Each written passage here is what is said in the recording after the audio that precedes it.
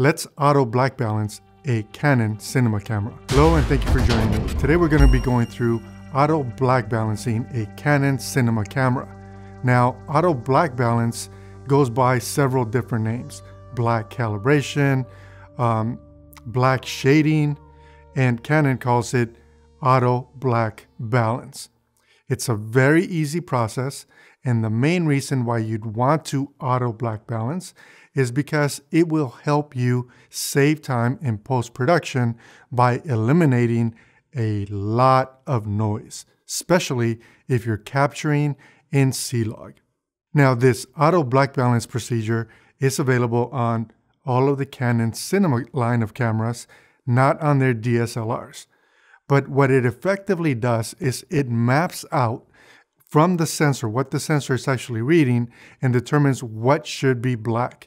Black as in black with no noise or no artifacting, where there is no color saturation or it's very dark.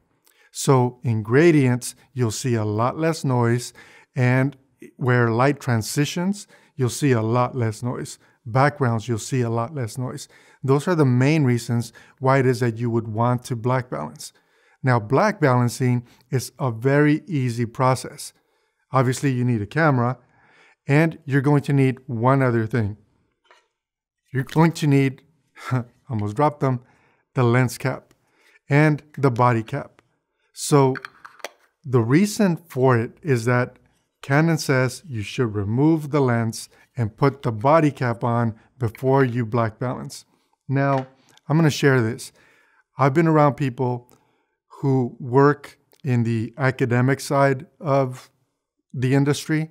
They teach people filmmaking, who have said to me, you can black balance a camera or you can black shade a camera if you have a cinema lens and you're using one of these cinema lens caps, because the caps go around the lens and effectively cover up all of the light. So I'm from the school of thought that if I'm going to be shooting a project on a cinema camera, then I will follow the instructions and put a body cap on it, because removing the lens doesn't take very long. It's gone, it's off. All I gotta do is put the body cap back on. And skipping that step could cost me a lot of denoising in post, which translates to a lot of time, which means money. And that's something that, you know, especially on limited budget productions or smaller productions, that will eat away at your profit, which is the reason why I'm doing this video. So the very first thing you got to do is remove the lens, right? But before we do that, what if you're using one of these lenses? These also have body caps, right? But there's always a little bit of wiggle, and that can allow light to shine in. So regardless of the type of lens, whether it be a cinema lens like this one or a stills lens, if you're using it or you're going to black balance rather, you should remove the lens. So let's do that.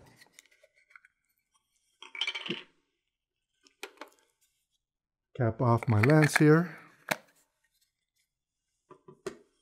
and put the body cap back on. Okay, so now that we have the body cap on, we're ready to start the ABB process, or the auto black balance process. Now, I'm going to say this. I'm going to be using this Canon C300 in the video as an example, but the menus that I'm going to show you in the video are from the Canon C200. And the reason why I think that that's important is because a lot of people have stepped up from shooting with DSLRs and moved into the Canon C200. And those are the people that I believe would benefit the most from learning and understanding why auto black balance is important, because that's one thing that when we were shooting with DSLRs, or when you shoot with DSLRs, you don't have to worry about or think about. But on cinema line, or on the cinema line of cameras, and it doesn't matter if it's a Canon or Red, other brands, they also do this or have a similar process. So let's go through how it works on the Canon C200. So the first thing you do, of course, is you make sure you have your display up so you can see it, and you turn the camera on.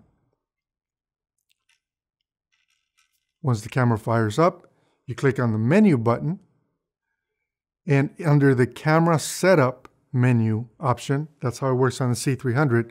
I believe that it's the same. It might have a slightly different name on a C200, but it's the same category of menu items. You basically scroll down until you find ABB. It's labeled ABB, so like Apple, boy, boy. You click on it once, you get a little menu that says attach the body cap, okay, question mark. And of course, that's essentially saying you do have a body cap on here, right? Because if you don't have the body cap on there and there is light hitting the sensor, it will throw off the calibration and you'll end up with horrible, unsalvageable footage. So, in fact, if you don't have a body cap, then skip the auto black balance calibration would be my recommendation. So I do have the body cap, so I'm going to say okay. Click OK.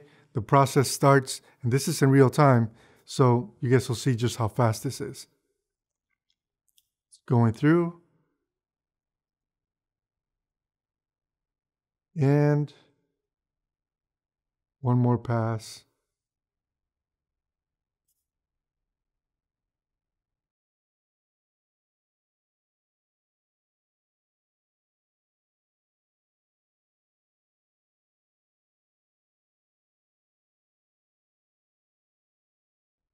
And it looks like I'm black balanced. It's that quick.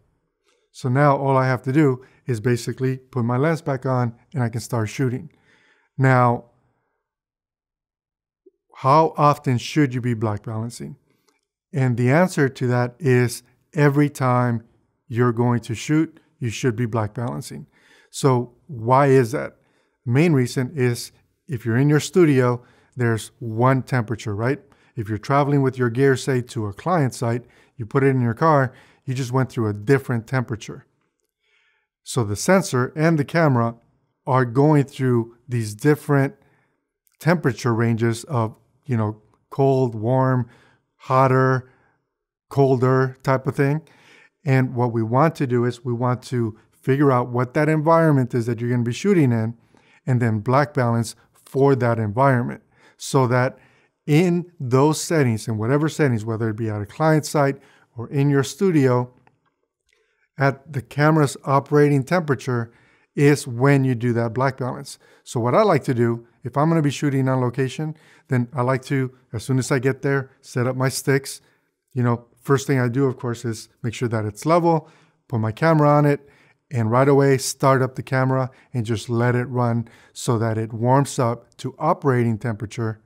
Before I come back, I could set the lights or whatever else it is that I might need to set up as I'm about to shoot, and then come back to the camera and go through my black balance process, put my lens back on, and then I'm ready to go. That allows the camera to get acclimated to whatever the temperature is for that space where I'm going to be doing the shoot. It allows the camera to run, so then it warms up to whatever the operating temperature is. And then I do the black balance. Now, one other thing, I don't know if it's a quirk in my head or if it really does make a difference. And if you know, be sure to let me know in the comments below. But anytime that I'm going to be either putting on a lens or removing a lens from the body, I always shut the camera off. And again, I've been around people, especially educators or people in the academic field that are teaching filmmaking, that don't seem to think that it matters. But if the manufacturer is suggesting it, I say we all do it. So if you're the type of person who just switches lenses without turning your bodies off, I'm going to say maybe give it a second thought, because it doesn't take that long to get it back up and running. Some cameras like the Red have a little bit longer startup time, and it's still not significant enough for you to skip that step. So anyway, So there you have it, guys. Those are the steps on how to black balance. Those are the reasons why you'd want to black balance. I hope you found the information useful. If you haven't already subscribed, I'd like to invite you to subscribe. For everyone who's been subscribing, all you new subscribers, thank you. Nice to see you guys again. And for everyone who is supporting the channel, thank you very much. I really appreciate all of you. Until next time, I'm Carlos Quintero from Media IQ, helping you compete in today's web economy. Thank you for watching.